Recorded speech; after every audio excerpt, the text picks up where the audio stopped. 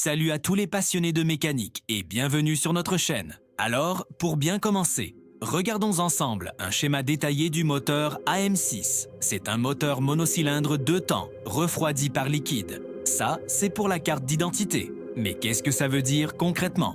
Monocylindre, c'est simple. Il n'y a qu'un seul piston qui fait des allers-retours. 2 temps, c'est là que ça devient intéressant et c'est ce qui lui donne son caractère si nerveux. Contrairement à un moteur 4 temps, le cycle complet se fait en seulement 2 mouvements du piston, une montée et une descente.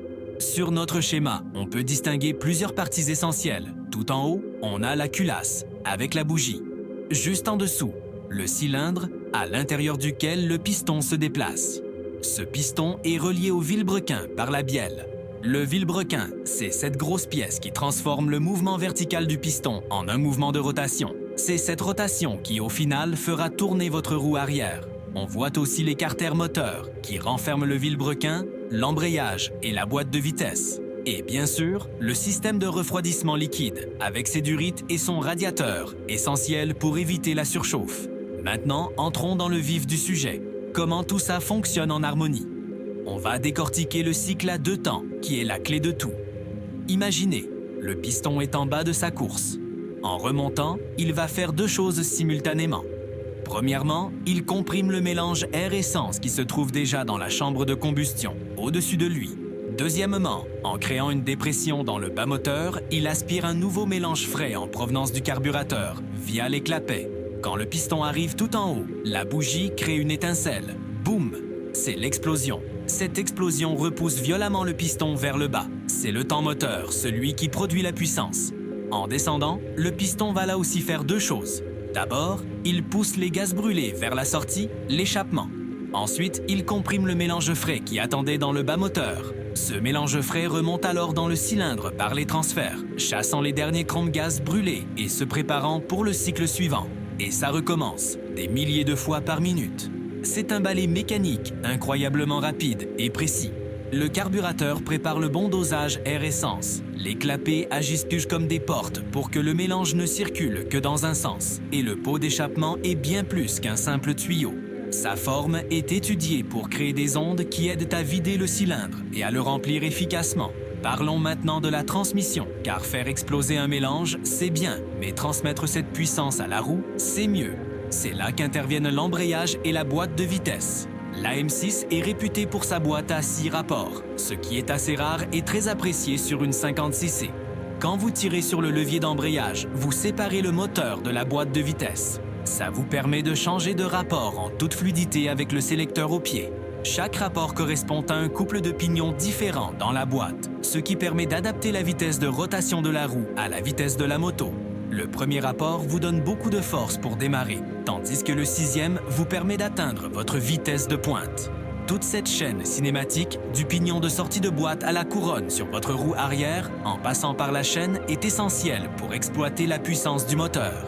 Un bon entretien de la chaîne, un embrayage bien réglé et une huile de boîte de qualité sont donc primordiaux pour que tout fonctionne parfaitement. Alors, on a vu le principe de base. Ensuite, il y a le carburateur. Passer d'un carburateur de 16 mm de diamètre à un 19, 21, voire plus, permet d'admettre plus de mélange air-essence et donc de créer une plus grosse explosion. Mais attention, un gros carburateur doit être parfaitement réglé, sinon le moteur fonctionnera mal. L'échappement est un autre point clé. Un pot popcorn sport, Saikidot ou Halo Racing, Samoa3, n'a pas la même forme interne qu'un pot d'origine. Il est calculé pour fonctionner de manière optimale à des régimes moteurs plus élevés, créant un effet de résonance qui aide littéralement à aspirer les gaz frais et à suralimenter le moteur. C'est ce qui donne le fameux coup de pied aux fesses, quand le moteur prend ses tours. N'oublions pas l'allumage. Un allumage d'origine est souvent bridé et ne permet pas au moteur de monter très haut dans les tours. Un allumage à rotor interne, plus léger, a moins d'inertie et permet des montées en régime beaucoup plus rapides. Il peut aussi proposer une courbe d'avance à l'allumage variable qui optimise le moment de l'étincelle en fonction du régime moteur pour un rendement maximal à chaque instant. On peut aussi parler du vilebrequin qui peut être renforcé pour supporter plus de puissance ou de la boîte à clapets qui peut avoir des lamelles en carbone pour une meilleure réactivité. On voit donc que pour une même base AM6, on peut avoir une configuration origine fiable d'environ 5 chevaux et une configuration Hyper Racing qui peut dépasser les 15 ou même 20 chevaux. C'est un véritable jeu de Lego pour adultes. Chaque pièce a son importance et doit être choisie en cohérence avec les autres. Inutile de mettre un énorme carburateur sur un cylindre d'origine, l'un ne suivra pas l'autre. L'art de la préparation, c'est de trouver le bon équilibre entre toutes ces pièces pour obtenir le comportement moteur que l'on désire. Plus de couple en bas, plus de puissance en haut, ou un compromis entre les deux. Chaque configuration a sa propre personnalité. Une machine préparée pour la piste n'aura pas le même comportement qu'une moto pour les balades du dimanche.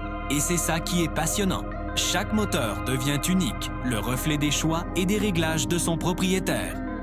Voilà, j'espère que ce tour d'horizon complet du moteur AM6 vous a plu et vous a permis de mieux comprendre comment fonctionne votre machine. C'est un moteur à la fois simple dans son principe et plein de subtilités qui le rendent vraiment attachant et performant. On a vu ensemble le schéma général, le cycle à 2 temps qui lui donne vie, le rôle crucial de la transmission et enfin comment on peut transformer cette petite mécanique pour en décupler la puissance.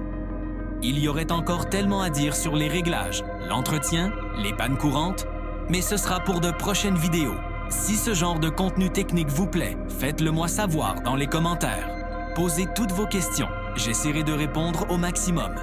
La mécanique, c'est avant tout un partage de connaissances et de passion. N'oubliez pas de liker la vidéo si vous avez appris quelque chose et surtout, abonnez-vous pour ne rien manquer de nos prochaines explorations mécaniques. Un grand merci de m'avoir suivi, roulez prudemment et à très bientôt sur la chaîne. Ciao!